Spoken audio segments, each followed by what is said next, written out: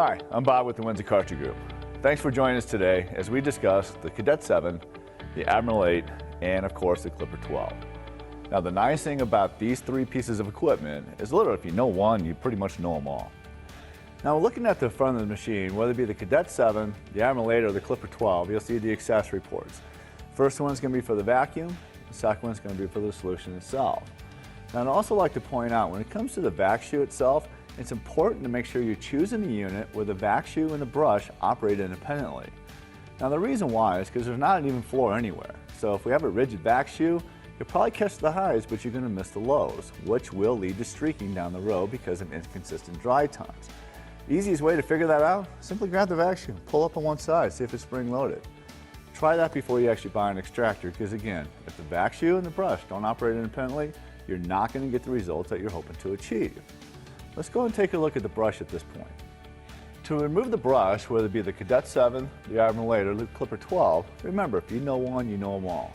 What you're going to do is simply reach inside, grab a hold of the brush itself, and pull down from the bearing side. That will allow you to reduce the brush to be able to clean it and actually clean the brush housing as well. Let's go ahead and take a look how easy it is to remove the jets on this machine. To remove the solution jets on these three pieces of equipment, it's very, very simple. They're all quarter turn release jets. Now what that means, you simply take the jet, push up on it slightly, take it a quarter turn, and the jet will come right out for you. Now for maintenance tips on this, don't be using drill bits, paper clips, toothpicks, or any sharp objects that can distort the jet. Because what that's going to lead to is streaking in the carpet and obviously undesirable results. It's very, very simple to clean them. Let them sit in a cup of hot water overnight and that'll typically take care of it. Worst case scenario, you may have to let them sit in a cup of vinegar. It's a very mild acid and that will actually break down any residue that's left in the jets as well. Most important thing, don't lose them because you're going to need them next time around. Now let's go ahead and take a look at the brush height adjustment.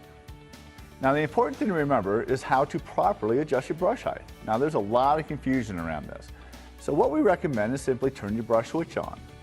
Lower it notch by notch until you physically hear it hit your carpet. Now a lot of people will stop there while some other people will actually take it one notch further, and that's fine. The important thing to remember is that the tip of the bristle cleans everything, while the side of the bristle cleans nothing at all. So make sure your brush height is adjusted accordingly to get the desired cleaning results. Now let's go ahead and take a look at how you access the solution tanks on the Cadet 7, the Admiral 8, and the Clipper 12. Now you probably have already guessed it. Solution capacity on the Cadet 7, you've guessed it, 7 gallons. Solution capacity on the Admiral 8, you guessed it again, 8 gallons. Solution capacity on the Clipper 12, 12 gallons. Again, very, very simple. To access the solution tanks on the Cadet 7, Admiral 8, and Clipper 12 are very, very simple. What you're going to do is simply remove the recovery tank and that'll give you access to the solution tank to be able to fill it. Now one thing we actually give you on the Admiral 8 and the Clipper 12 is a nice fill hose. So an important note to remember, when you're using the fill hose, don't just simply attach it to a faucet and walk away because you could possibly make a huge mess. So when you're done with it, go ahead and put it back inside the solution tank, replace your recovery lid, and you're good to go. Now let's go ahead and talk about the recovery tank itself. Whether we're talking the Cadet 7, the Admiral 8, or the Clipper 12, it's important to remember on how to properly put the lid on top of the actual recovery tank. It's very, very simple. What you're going to do is line up the tab that's on the lid with the notch that's on the tank and it goes on properly for you every time. The other thing I want to point out, when you're in the operator's position, when you're utilizing this machine, we should always see water being pulled through the right side of the machine itself. Now inside the recovery tank we have two different ports. We have a right port and we have a left port. Now like we've already discussed, the right port in normal extraction mode, we should always see water come through the right port and that's going to dump right inside the recovery tank. Now in the left port we actually have a float shutoff device. It's designed, obviously, if the water level gets too high, your foam level gets too high, it's designed to shut the float to the vac motor off. Thus, if we ever see water come through that left port, shut your vac motor down, clear any obstructions that might be happening, and go ahead and resume operation. Now to drain the recovery tanks is very, very simple. Locate the recovery drain hose that's in the back of the machine, open the yellow cap, and it allows you to drain 100% of the recovery water. Now from there, let's go ahead and work our way up and let's look at the control panel itself. Starting with the control panel on the Cadet 7, you'll see we have a few different things going on back here. Obviously we have a brush, solution and vacuum on and off switch with the breakers as well. But we also have a momentary switch on the solution, so that way if I just push the trigger up, it'll spray the solution. As soon as I let go, the solution stops, which is also a nice thing in case I get interrupted. The other thing you're going to notice on the handle on the Cadet 7 is actually fixed to the tank itself, which makes it very durable, especially when you have to transport this machine from job site to job site. Now when I jump over to the Admiral 8, we still have the same things going on, but just slightly different configuration. We still have the breakers, we have the brush, solution, and vacuum on-off switches here, but we also have the momentary switch on here as well. So basically what that means is if I hit one of the three yellow triggers, the solution will spray. If I let go of the trigger, again, the solution will stop in case I get interrupted. Now, the handle is slightly different as well. In the Admiral 8, we can actually adjust the handle to accommodate different operator heights.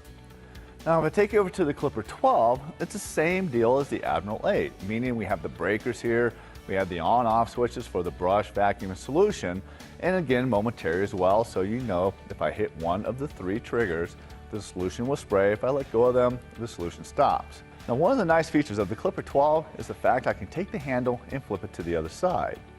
Now, the reason why that's so nice, if I'm doing long corridors or large areas, I can flip the handle and now I can actually walk forwards versus walking backwards the whole time. Now, one thing we would all agree, if I'm walking forwards, it's definitely a lot safer, and I typically achieve better cleaning results. But speaking of cleaning results, I can give you all the cool stuff in the world, but if you don't know how to properly use them, you're not going to get the results you're looking for. So let's go ahead and take a look at the process and procedures behind carpet extraction. So just like we talked about before, I can give you all the cool toys in the world, but if you don't have the right process and procedure to back that up, you're probably not going to get the desired cleaning results. So we recommend a 4-step process when it comes to cleaning commercial carpets. First thing we need to do is actually use a good upright vacuum, as brush agitation down below. It's important to remember that 79 to 80% of all the soil that's in our carpet is actually dry soil and needs to be removed by a dry method, so always start by vacuuming thoroughly. Second step is apply our pre-spray.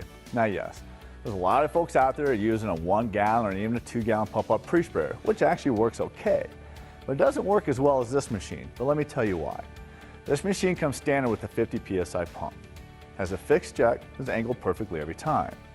Underneath we have counter-rotating brushes.